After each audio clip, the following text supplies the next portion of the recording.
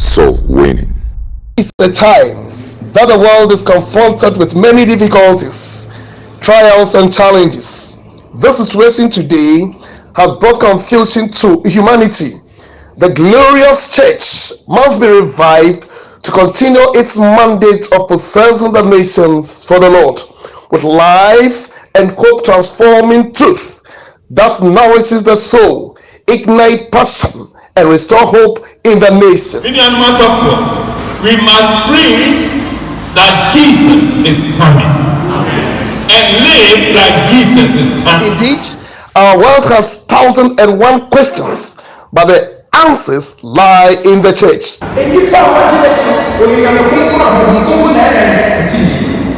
Our theme for this year, 2021, a glorious church revived to possess the nations, seeks to deepen the focus, radiant church without spots, wrinkle, and blemish, while sparking a revival that there may be glory in the church. Welcome to Divine Hour, a religious broadcast sponsored by D2 Media. Divine Hour, God's living word to our dying world. This religious sponsored program takes place on every Tuesday and Thursday. Watch it and you will not be regretted. May God richly bless you.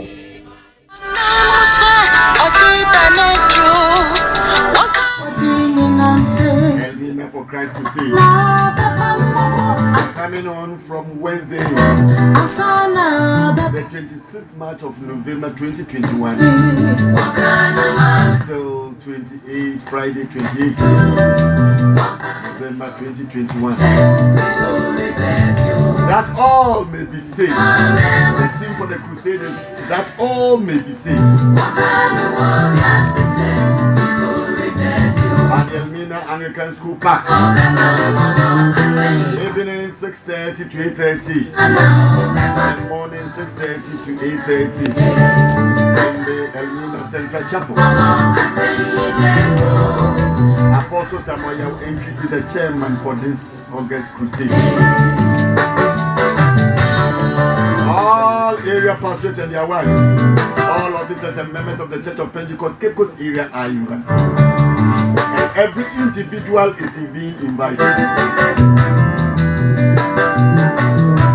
Answer the Jesus Babano Chadamo Basempande Wunti, Elmina Ofi Ukuda 27 KC, Ifida 28. Elmina, Yadrisha Christ, Jesus Nansa. Let the Pentecost hear the hymn. And get to suffering opinion. Mafu Samoye went to the Rotinegum.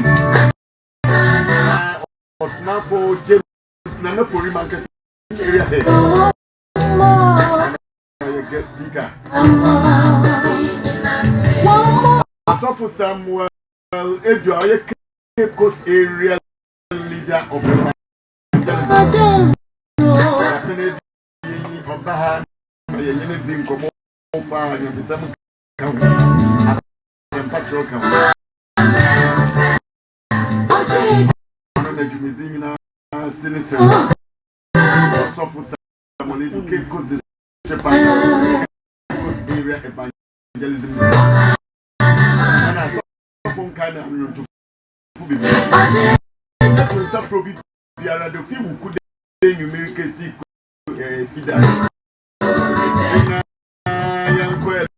Anglican School Park. Church of Pentecost. I remember young one was in the that's about that.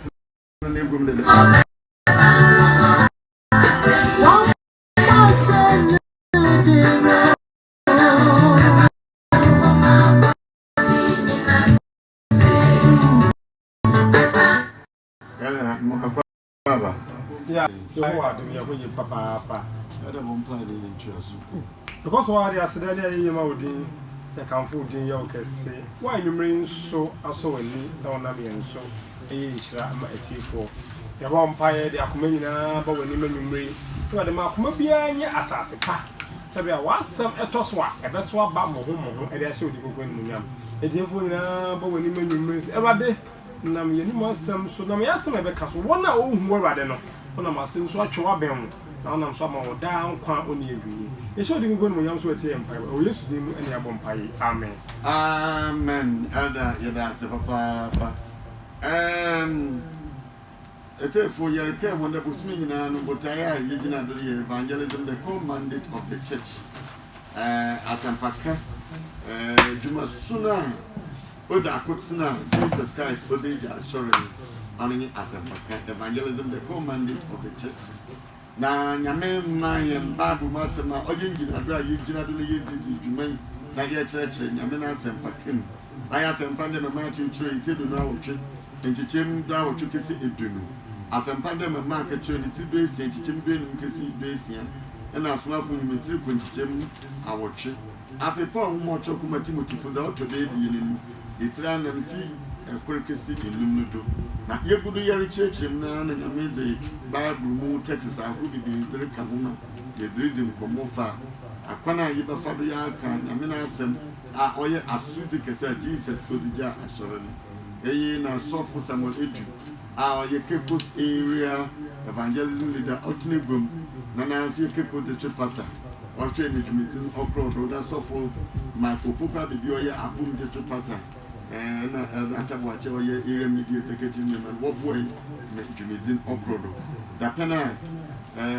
Ozikan, the share Butano, evangelism, the core mandate of the church, you share Dama Butai, not Ipusupusun, na Yitihun Komo. Na yaboroboro ho na yetase na yekunu de yakade asampaka on ya baze na afesu yefe Bible texts ahoro a oboyin na yegi tumi de asampaka Jesus share yende o de yeke na afe yehunu the agent or the agency of the evangelism on how agent is the gospel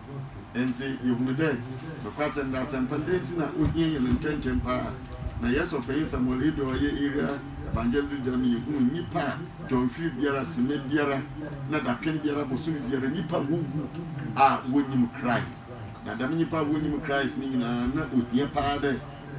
answer na nipa be free as even order to Jesus Christ na sempa na nkwaji cannot know my Christ na we wu wonim afa you Jesus ne shall the shame the great commission the beautiful shall Jesus the shame his last command is my first priority. And so that Jesus is saying only that the canna already each market. And you can never be now for Christ. I never has no occasion. Nothing with the cannon. I am born was so full some of Adrian of the group. Now, you can district pastor and the Kekos area and your leader. When you saw from Makupuka, the building and I want to walk on him, not yet to ye. That ended up turning so you born him. Now, face so your chair that ended up in ye, your Junjuno, not your bonnet toffer. Now, for your chair, as a pacano, your Quanabura, your fado, your consent pan. Now, your chair, it's a bill, nebulous Quanabura. I am therefore when I have a group near Kanyakopon, not a table or sacred. Now, fish your share, and quite here or here, that's your Kanyakopon and pay. Ultra that ye book, Uziman Paya, Ultra the other book, the Madura Satan Atun, Putrim, but when it with Fiasse, not what I did here. Soon me Fiasse will not finish Fiasse, a bit of the Lubonan and Nomi, a bit of the Sun, no, after and Semu 10 ton, Luminum 10 ton, Messiah for Penny 10 ton, Abosum 10 ton, and a Suman Fred, listen to Frenim 10 ton, to hear here the year Pompa Yetim and grow forward to them. Nanya may want to do not yet as a polypay when I return my jar to not Baba Christ and Chen. After you winning, here we hear, and Susan Cron Naba also, and if you not Chesa, other than Impa, Magutum Workers and Pan, to send it to Susan Cron Naba also,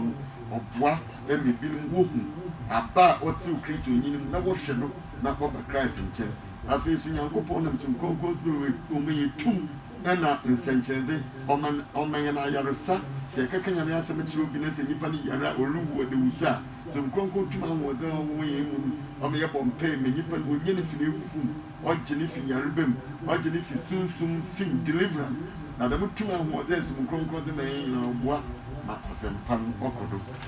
dame ndɛma ahorow na dapɛn a wɔatwam no dame boa yɛn ma yɛdzi ho nkɔmmɔ ɛnnɛ yɛrehwɛ dza dapɛn a wɔtwam no dza yɛdzi ho nkɔmmɔ na afei so yɛahwɛ ɛnkaa no atamedadaw no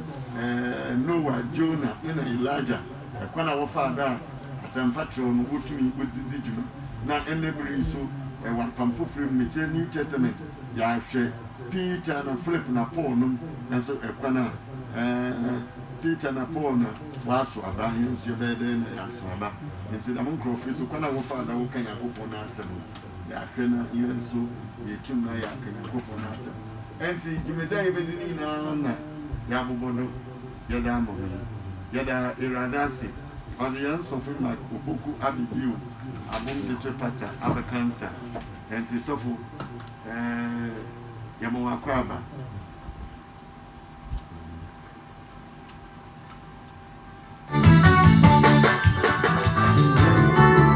ansa na asɛm no bɛba no yɛbɛbɔ asɛm no dewuro mama sɔfo ma Opoku Abibio akɔ aba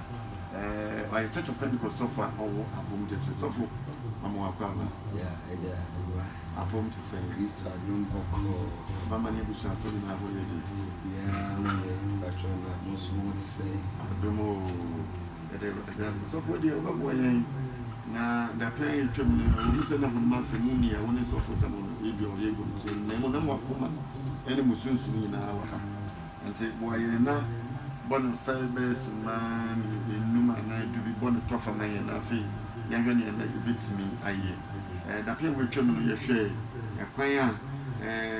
a tete kwan so no na yɛfa so ka asɛmpa na afei so yɛhwɛ buroni bɛsɛ contemporary methods ɛnɛbere abɛɛfo kwan so kwan ahorow a abɛka teteneɛ no na yɛde fa so ka asɛmpa no na afei so yɛhu ehia paa sɛ yɛbɛyɛ dima mpae ɛde aboa asɛmpa ka ehia na afei ɛkwan ahorow a yɛfa so yɛ dima mpae asɛnta wotie mi paa ehia na kwan ahorow a yɛfa so yɛ dima mpae na ɛboa asɛmpa na afei so yɛhwɛ susum kronkron n'abam ne dwumadi na afei susum kronkron akyɛde a ɛboa ɛma asɛmpa ka dwumadi no ɛkɔ so nti sɔfo buroni bɛsɛ the ball is in your court baabi a nyame wo kronkron de wobɛfɛ biara boa yɛ na bɔne tɔfa fama yo papa medase ɛfa saa kwan so akyea atiefoɔ nyinaa titiri yɛ yɛn nsomafo ɛsoa entry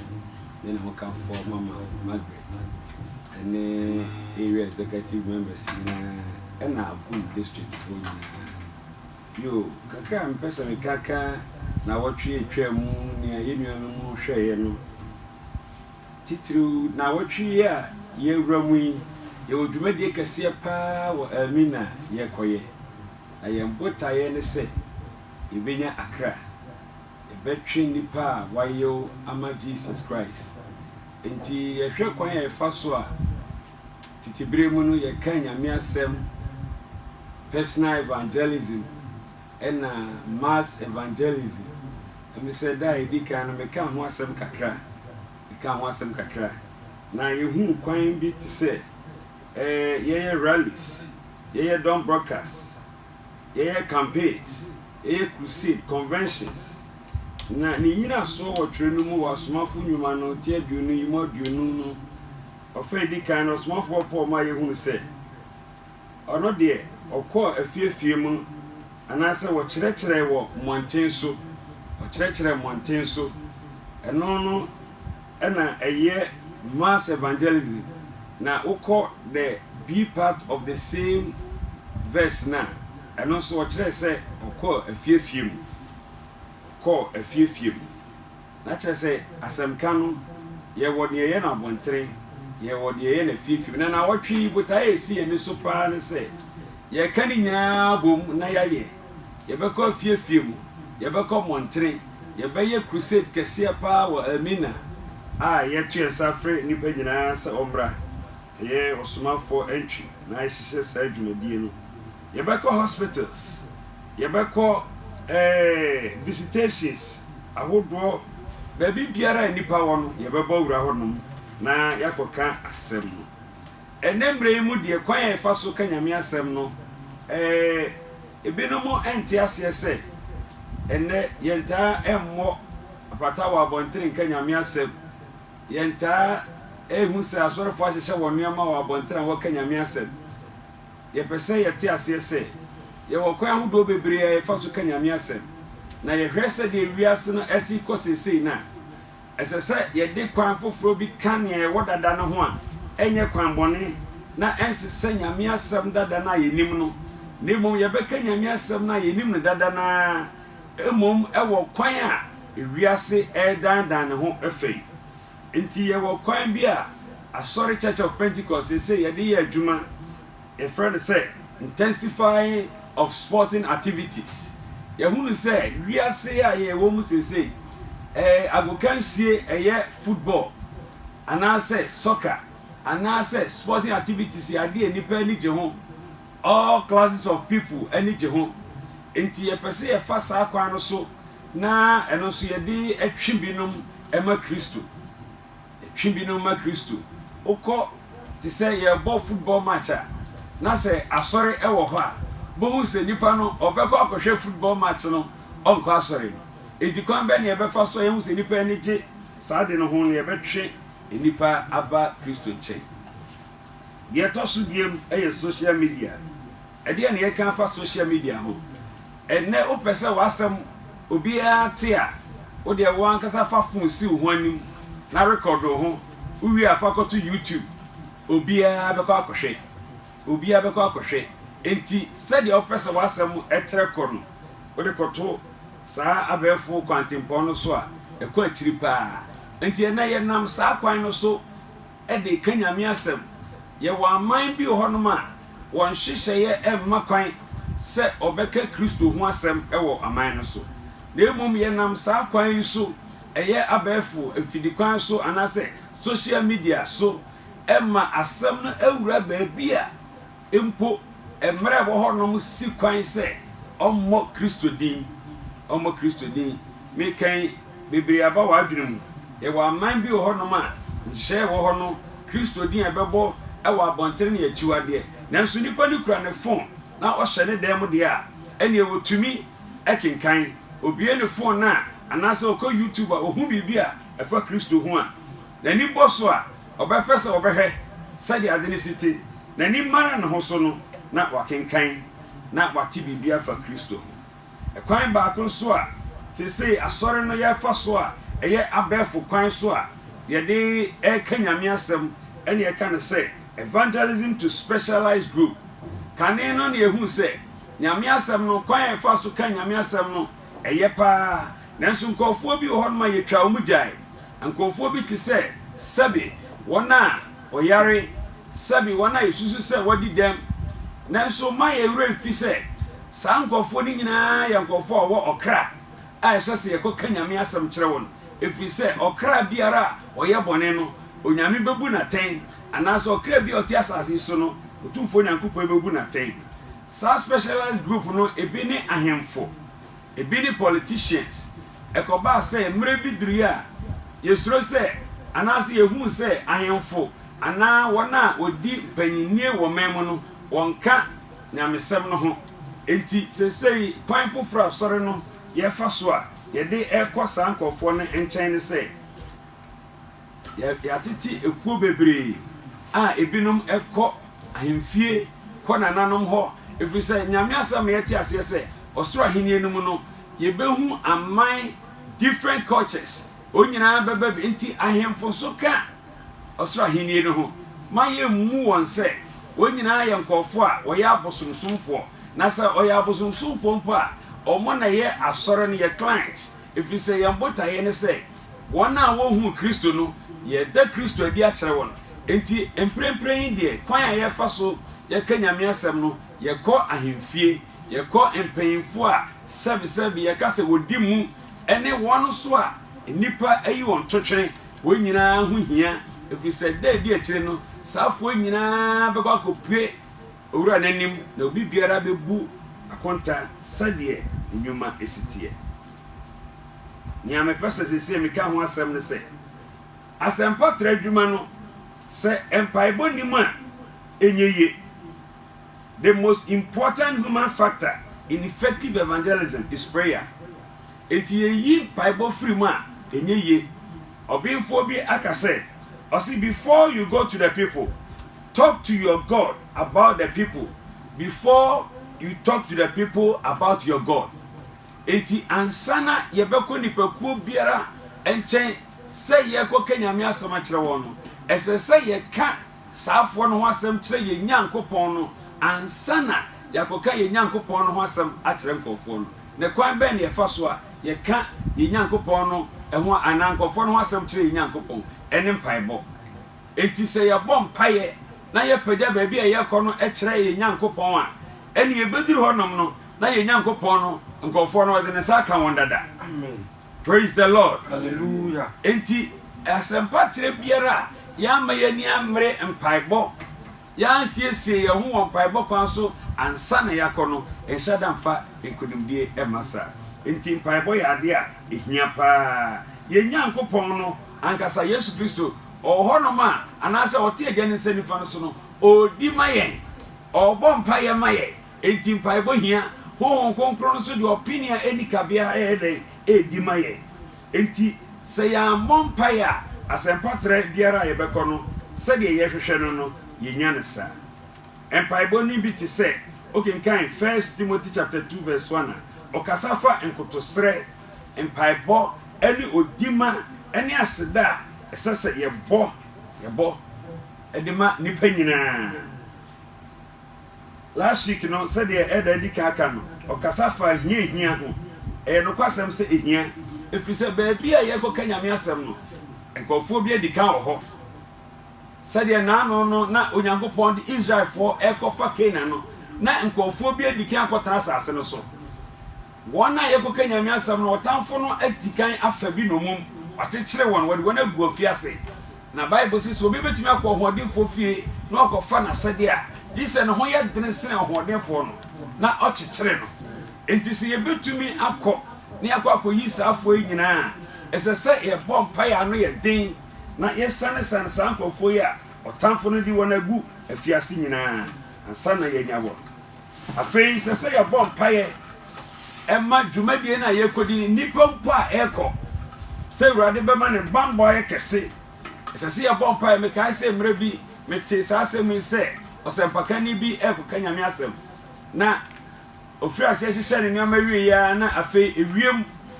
ayetum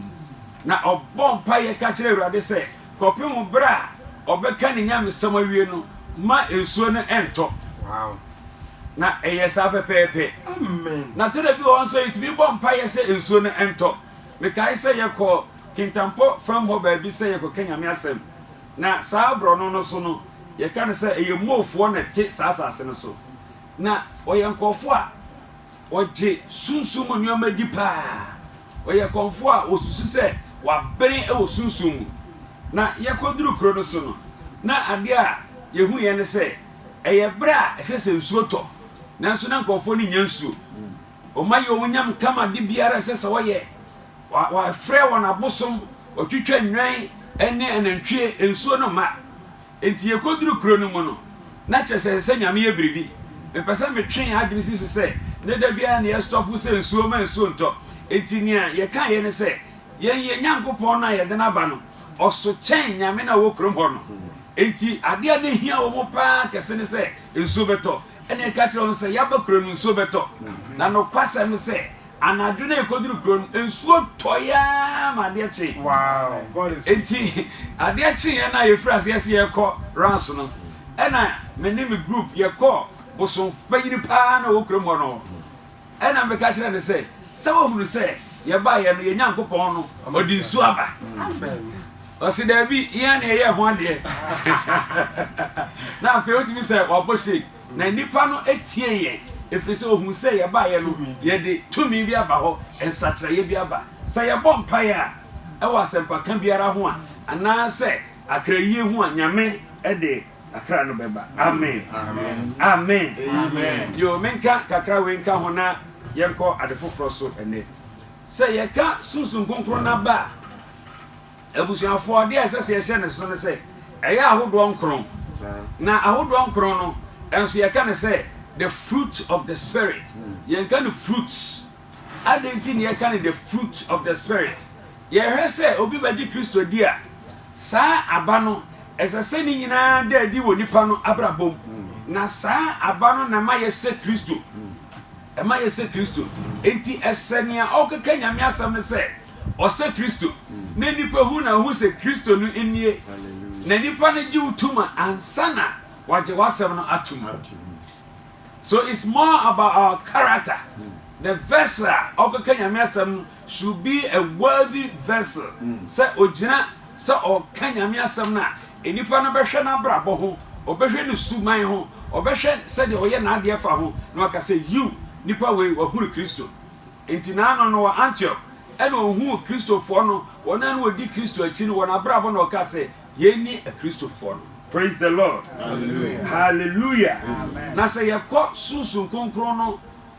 achede no ho a eno na ye pese ye ti ase say eno is more of the charisma of the evangelist and na say nia okeka nyame asem no na eye kwan a nyame efa so yi ni tumi edi kire wiase. Last week no me did say ye nua atabachi ne wona ka ho no eka ho sem bebre enne wiase aye we no se nipa ahunu nyame tumi a ohunu ye nyankopon na osom no no mamenka sem bi oman bi aye friend Indonesia ena bribisi ho na ne si ye ne se asum bi panyini krono ye asum bi fo ne diso na panyini pa oda som na no na so ba ko asi ena nkofo bi so ko ya o mde Jesus ni akọ ena ko ye chinyani je ebisi se yama won kwan ebisi ma yama won kwan ena nkofo se ya ba ma mo kwan ama maka mu Yesu no ho asam de a ena there should be a contest ati said e si wo apamda da enu mu eye Elijah ne ba akomfo e ho asam no na ne ko ye ne se ogia platform no so no na oma nkofo no kwan ma wo ye won chances wo ye de obeye ye hunu hwe na Kristofo no firi ase se okasa no enwoma na mekan ne kire se nipa na no odi sa sum nanim no na so ba ko na asi enfie bebre no Kristofo no firi ase se obon paye no ono na so ni di ka te. Amen. Praise the Lord. Hallelujah. Enti afi osimunyai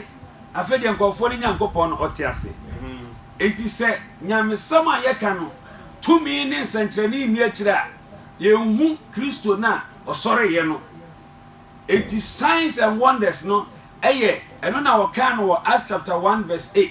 o se mo ba ya madanse fo ngonkro no ba sa danse fo no nye se ye koka asam no keke na mom etise obi akokot ne ka se ye evidence a okokota o yi adiam ehunu sa asam na woka no no kware enti ye boy Yesu din a evidence a mewiase hunu se Yesu Kristo oda so tiase onti se anyame bi a wawuo anyame bi ankofo bi susu se owo nkwa nanso ye bo won dia bibia ansi na sa Yesu ne de bo ne din a ensankyerani si. Hallelujah. Amen. Enti ye wo sa aduma chede na okenkan 1 Corinthians chapter 12 hono free to ho kona bon se obobo aduma chede na enkron ewo ho oko Romans nso a wakan bi wo honom oko Romans chapter 12 wakan bi wo honom oko Ephesians chapter 4 nso a wakan bi wo honom na ebre ninti me nka kakra enka ho se oko 1 Corinthians chapter 12 free to ekona nia oka na se sa aduma chede enkron na ewo honom no ebiti se tumidiyo ya ade a yakwa asenka anase yakwa abontin so asenka edadi manipa hunu Kristo a wasore na twi nipa ba enti osmafo Paul edurumra bi a ne handkerchief ekura no na eka yarefo a na wo hwan ye wonde yehu obi ti se Peter sa wonam na ne sunsum eto nipa so a na wo hwan ye wonde ni nyina ye adoma chede na eye adwuma no okinka Ephesians 4 honom no ede na eno so wama ebinom adoma chede a ye fra on say the ministry gates eno so ye de siesie nipa ye de titi nipa ye de man nipa ye kokasem na say na mon kyerɛkyerɛ won sa na Yesu ka mon kyerɛkyerɛ won de ma hyɛ mu nyina enti saafoɔ no enso yɛ nkɔfo a ɔkyerɛkyerɛ ɔno ne asomafoɔ adiifoɔ asɛmpakafoɔ asɔfoɔ ne akyerɛkyerɛfoɔ pacho ebreni TV face a na yɛnkɔ foforo so nyame nhyiram nyame ɔnhyɛ yi ɔsɔfo da so papa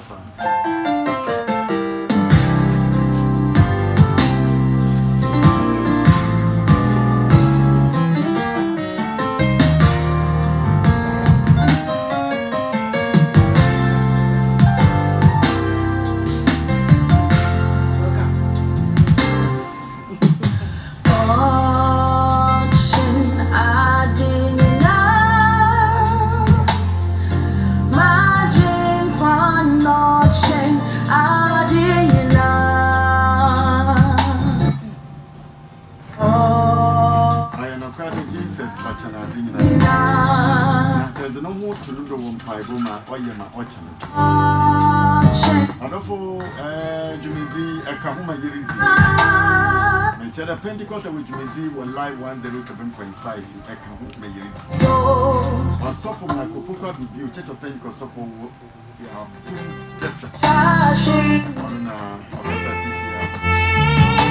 why teach him coffee?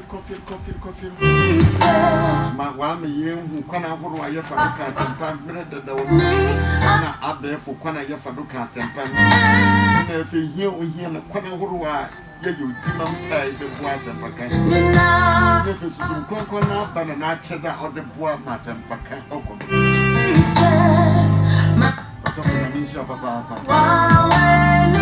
I offer to our Trumpa Bay to 0577222128. 0577222128. My Trumpa Bay to Nankatcha Dumont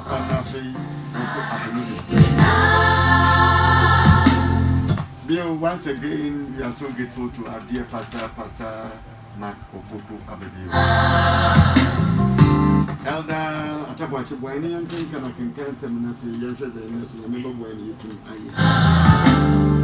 Deacon Moses at the Sada Central Evangelism Leader, Yamawa Kwaba. I cannot wish you a boy and so when you miss your power. And I have watched you will be able to my boy and I can find. And I can get Matthew 28:18-20. Miss Adam, I can count as comparison of my two show mine, a table you know what tree, Jimo doing what tree could see Navy. Now, yes, you bought because actually won't say, or there was one that has to me now, mamma. Enti mungu ya mwana mwenye na masiya fo na mama wana su inse eja ni oba ni ohun konkrontin mu na mun cheche won se oni de ma hye mo nyina so na hye menem wo ho ene nyina de kosi wiase awiye amen amen na yere tuado asempa de me market rate basin titimbe num kesi basin mako asempa no etidun se jemudun sia kosi dun wotwe no asante jo konkonde wa choni denu na basin na nya kenken okay denu na basin na o se won se mungo wiase nyina nkoka asempa no nkyira abodi nyina je ogidie na obo na su no obegye no nkwa na de wanyi nie no wo bu ne fo na se jeni bedi won na obegye adi achi medi mu obetu ahomone obekasa kasa foforo obema awoso na se wonom aduboni biara enya won hwe wo de won sabeku ayerfo so ama won ho aye won tin amen amen na yere asma for nyuma etiba ko timo eye nwotwe na elder mesre na yeze wie timoti nwoto de bi ni tira na nchechemu ko kesi mu so bi eboya elder wi ana atrodon tentin asma for nyuma etiba ko nchechemu eye nwotwe na imom sam konkon nyamba mo so a mo benya hoden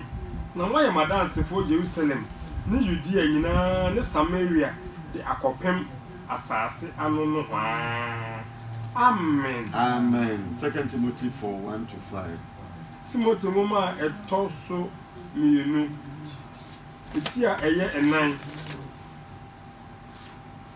ba kokosi enum no afei me hye onyankopon ni Kristo Yesu obebu atiasefo ni awufo aten na hoye na hinie mu no anim pamuka asam no ginamu ebra ye ne bra enyimu yaten kanim tufo abodhyere ne enhyehye nyina mu na ebribe ba orintie enhyehye pa aye no nenam se wona sum ye won hene nti obeso akyekyrefo aboaso se de wona akonote na obeyi wona so afiri nokure ho na wadane akoti anansesem na wotie mwani na ho ade nyinam mi wani hu na mane ye osempakafo adwuma wi wo som no kra amen Amen.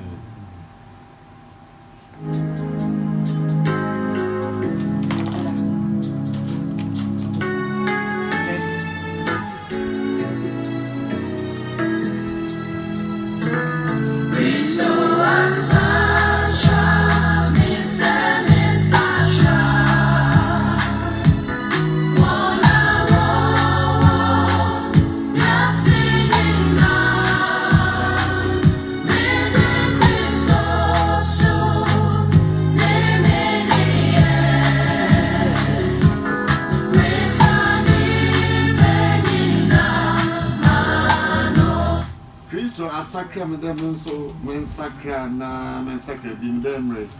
so for makopoka de bioka the fruit of the spirit Christ na bano betina yemwa oboan no man so yes wa mata na nkofo hwen na oba Christ nchen the take for betuma frame 0577222128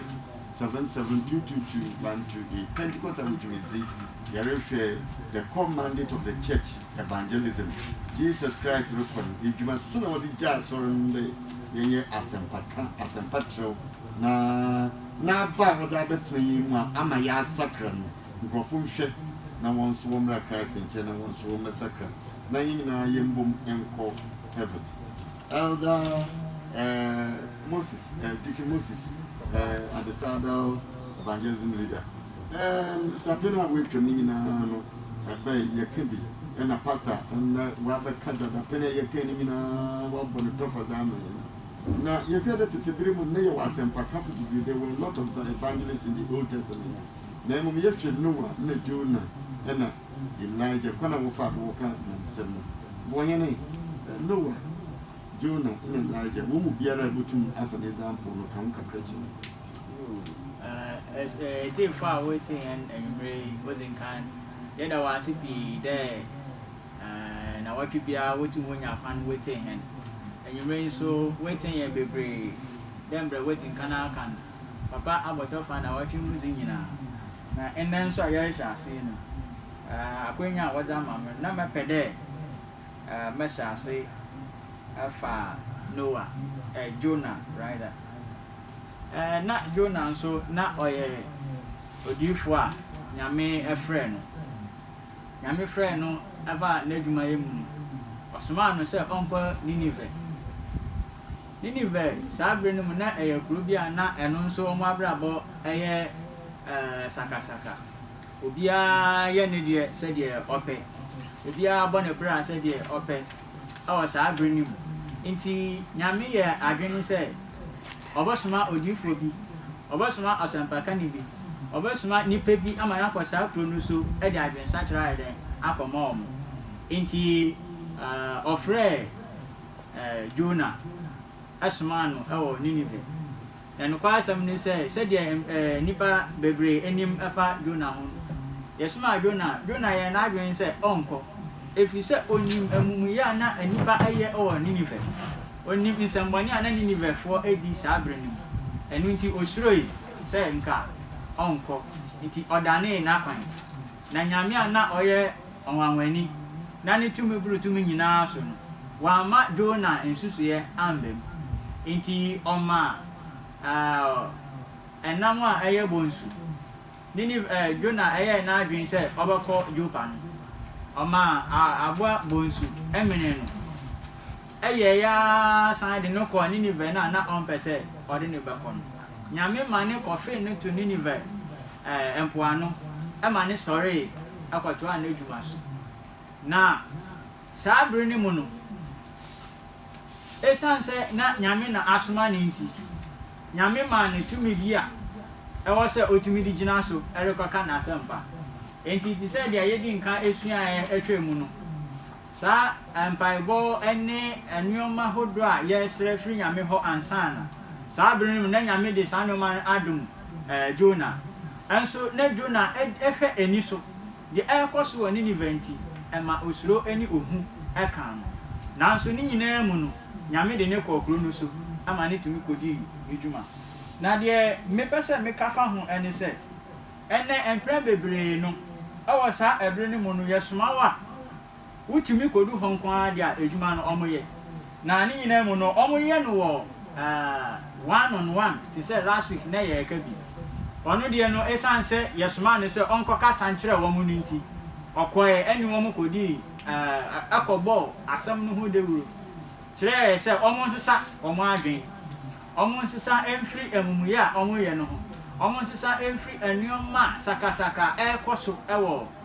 saa bere no mu sɛdeɛ ɛbɛyi a nyame ebufuhyeɛ ankɔba ɔmo so ama nyame anu onyam akɔ so atena Nineveh kuro no mu amen yɛda ase papaapa ɔnata mo akyi menim sɛ maame so yɛka Elijah kaka na mengyae no wade ma yɛn sɔfo wohwɛ apam dada no mu so a Elijah so yɛ odiifoɔ anaasɛ asɛmpa kani a Nyankopɔn nam no so ɛde ne yɛ adwuma paa yɛhwɛ ɛberɛ a na ɔman Israel na abosomsom afa wɔn mu na nipa nyinaa kɔdi abosomsfoɔ akyi Nyankopɔn som a Elijah baayɛ sɛ ɔnam no so na ɔmfa mɛtane ɔman no adwene ɛmfiri abosomsom so nti sɛ ɔkeka hwɛ Nyankopɔn asɛm ma yɛte aseɛ sɛ ɛdu awurukura ɔne ɔman no nyinaa to tɛfrɛ banyi mom ma menka fa nte kakra ɔne ɔman no nyinaa to tɛfrɛ banyi mom ɔmo kɔ akyinneɛ sɛ saa deɛ a ɔnhyehyɛ afɔrebɔkyi a na ɔmmɔ mpaeɛ sɛ Baala akɔmfoɔ ɛne Elijah de obetumi akasa ma ogya efiri soro aba bɛhye abosom no na yɛhwɛ deɛ nyame ɛwɔ tumi Bible deɛ dan sɛ Baala akɔmfoɔ ɛyɛ deɛ obɛyɛ biara ma ogya ɛntumi amɛhyɛ afɔrebɔkyi no ɛberɛ a Elijah ma wɔtɔ nsuo egu afɔrebɔkyi no so ma Bible kyerɛ sɛ nsuo no mpo yɛ ɛma no ɛberɛ Elijah bɔ mpaeɛ no ɔso Nyankopɔn de gya firi soro ɛbɛtafrɛ nsuo na wɔfɔ mu nyinaa hye afɔre no nyinaa ne nyinaa no ɛne mmerɛ mu no deɛ ɛma yɛhu sɛ Nyankopɔn a yɛsom no yɛ nyame a ɔde nsɛnkyerɛnne ɛdi yɛ asɛm pɛka akyi nti sɛ gyidifoɔ nyinaa nya abotɔyɛ mu ne nya ahotoso wɔ nyame a wasoma no ho sɛ ɔyɛ nokwafoɔ sɛ yɛ kɔnkoa deɛ a sɛdeɛ ɔnam n'asɛm so ahyɛ yɛn bɔde sɛ yɛde yɛn nsa to ayɛdefoɔ so a ɔho bɛyɛ wɔn den sɛ yɛbɛtumi ama yɛde yɛn nsa bɛma ɔwɔ so na ɔwɔ bi ɛnkaeɛ no yɛmfa saa gyidi ɛmfa nkɔ na sɛ Nyankopɔn ɔdi Elijah akyi mutumi ni abo ɔne abosomfoɔ mpempem edi akan na odi ni mo nso yɛn nso bi biara ɛbɛkɔ bia sɛ de na yɛn nso ɛka afa baabi a ɔkɔɔ yɛ a ɔbɔ mpa yɛ ma nsuo timi to ɛbra na wɔtwe nsuo ma na nsuo timi ma nyame ɔda so wayɛ adwuma wɔ n'aso yi ndemo mo de yɛ sɛ nyame soma yɛn ko a yɛn ko ne ne yɛ ka asɛm bi ɛfa Jona ho ɛbra Jona ɔyɛ asɔde na ɔampɛ sɛ ɔbɛkɔ Nyankopɔn ɛnam kwan so ɛdirect na kwan ɛno nso ɛkyɛ kwan a yɛ brɛ so nyame so sompoko ɛdirect yɛ ɛbɛkɔ bi ɛsɛ wɔka nyame asɛm nti ɛsɛ gya ɛhoma nyame nkonko nyame nkonko ɛgya ɔyɛ na yɛde ka na asɛm na Nyankopɔn nko a wasoma yɛ no ɔde ogya ɛne nsɛnkyɛnne ɛbɛdi asɛm pa akini na dɔm nyinaa atwa bɛn Jesus dɔm nyinaa atwa bɛn Jesus ɔdɔfo sɛ mana ɛbɛwu kase frɛ yɛreka wo de live 107.5 yɛrete Pentecost out dinyi Church of Pentecost Cape Coast area nyamesu tumezi a yɛde bɛwa akɔnyam ɔyɛ kwesi de nwumere bia no nsiampe no num mpem kesi nsiampe no a ɔsomafo Samuel yaw entry ɔdan ano na Selful George Ofori ɔyɛ yɛn media pastor da yɛre hwɛ no osumi nyinaa nye evangelism the core mandate of the church asɛmpaka edwuma son kasa Jesus ɔrekɔ no ɔde gya yɛn ahyɛ dɛ ɔde wie kura Jesus ɔde hyɛ yɛn ɔno nye yɛn asɛm a ɔdi kana ɔde yɛtu sɔfo pɛdɛ kabebe yo na me so mepɛ sɛ meka biribi kakra ɛfa Noah ɛho ɔnso na yɛbɛka sɛ ɔyɛ odiifo a ɔyɛ sɛmpakani ɛwɔ apam dadaa no mu me nuanom mmienu adi kan kasa fa Jonah ɛne Elijah ho na yɛhunu different style of evangelism ɛfiri saa nuanom yi ho Elijah deɛ no was more of a context confronting the evil acts of people in public places enti ɔkɔ ahemfo so ɔkɔ asɔfoɔ so babia nipakuo biara wonade ye emfa kwan mu no na odi nyame asem ekọ won so enti ehu se one Ahab ene na yiri Jezebel e de boso pa na eduru de eden a na osemoma ye hwe nyame a esase ye som no e kire yen se asempa tre no mu no ana asem kan no mu no duru ba bia se ye demonstrate nyankopon tumi ma nipa nyina ehunu na Jonah de ya wo ye na yehunu se Jonah so nyame soma no nanso ohwe bonia na oman mufo dina na ha no se nyame ede on bone beche won e ma na ya so de se on pese efi se so for yebre na yebre nti yemhwe se you betu ya body teto Dickie Moses say just 1 minute that about 1 minute yemhwe there's a Peter Philip na Paul and then apamfo free bi no so one so what we anticipate to make a moon to make a decision. Papa, Memfa, Noah, the other toss on every young call Hanom. Noah, the I can was a looking kind. 2 Peter chapter 2, verse 5 or say, or ye or train asam can for.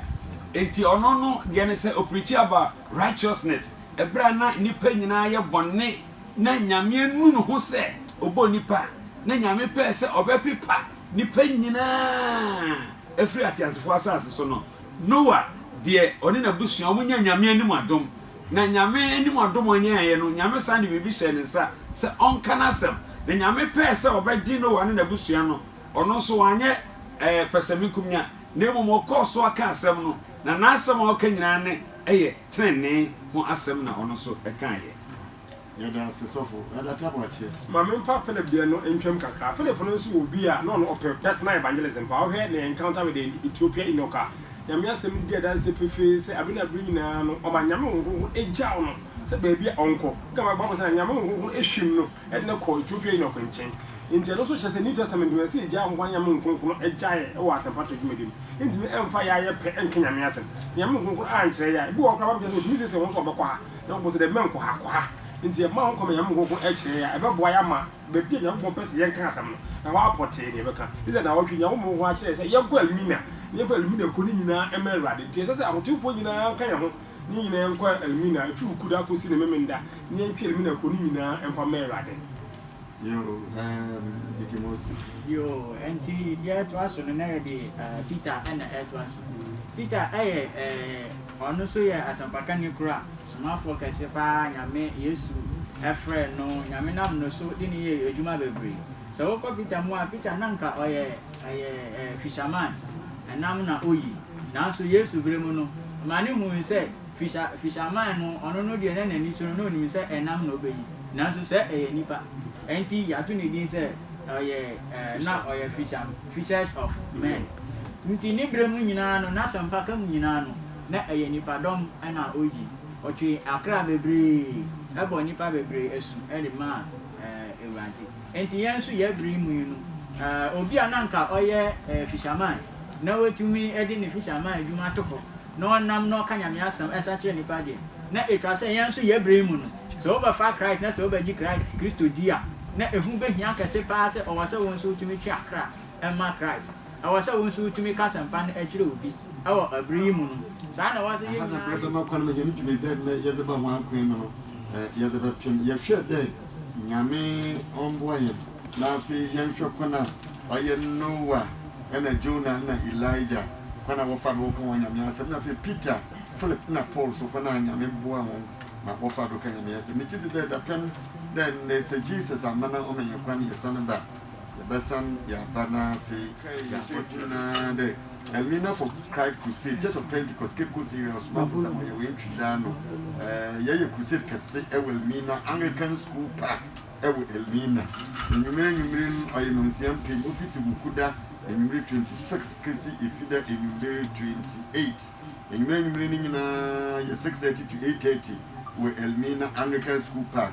Now, Ufi Yawadana, and a pack,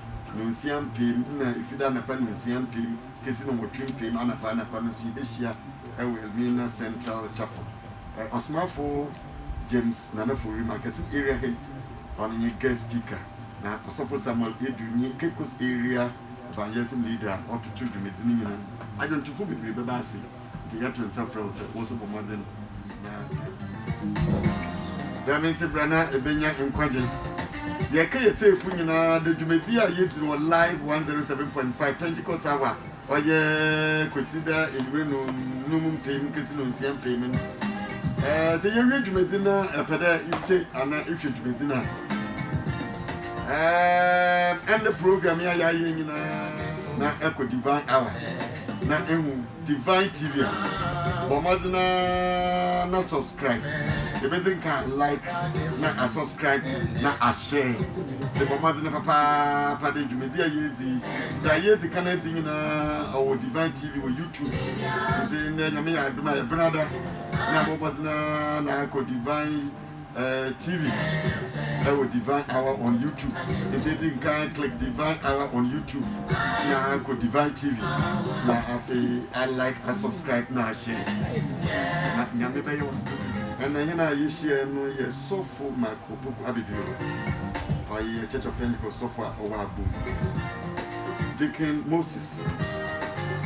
By evangelism leader of the Southern Center of the Church of Pentecost, not Elder Tabuachi, Cape Coast Area Media Ministry Executive Member. Remember when he is in the film. So for the number to manage media, so be per day offering. Not Elder Atabuachi is the pastor of foreign and number particular 0549 253 235 0549 253 235. Yes. Pastor, if you remember, 024 660 3365 024 665. Dear listener, watch today's program on Divine Hour on YouTube channel Divine TV on Tuesday 23rd November 2021. Please like, subscribe and share. Watch today's program on Divine Hour on YouTube channel Divine TV on Tuesday 23rd November 2021. Please like, subscribe and share. Elimina for Crusade, Ofi Wukuda 26th, AKC Vida 28. Nyamin Shramon, Name Matuya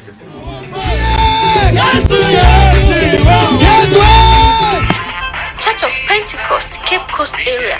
Ze Ishiamuzekesa Watunzin, Elmina for Christ, Ribadan Edina Crow na Nimbro Nunina. Butaya other them Ishiamuze duye, de Ubiara Benyankwa. Butayana can cancel me fair free. Timothy Huma Ozikan, Itirebie, Inchichem Anan.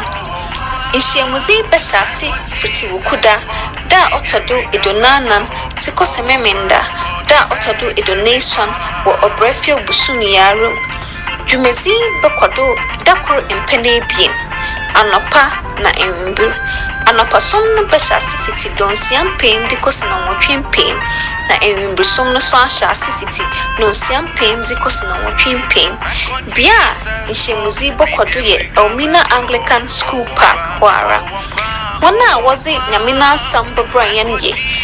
guest speaker Apostle James Nana Oforo, Oya Marketing Area Head, Pastor Samuel Edu, Area Evangelism Leader, na host Apostle Samuel Yao Enchi, Cape Coast Area Head. Enyum to far wo busy akwatene wo dwumezi yasiye. Deaconess Mary Soa, Elder Bismarck Efri from Mafu. Yesu yenkwa, omankwa, numu wadankwa, deminti bra na ebenya nkwaje.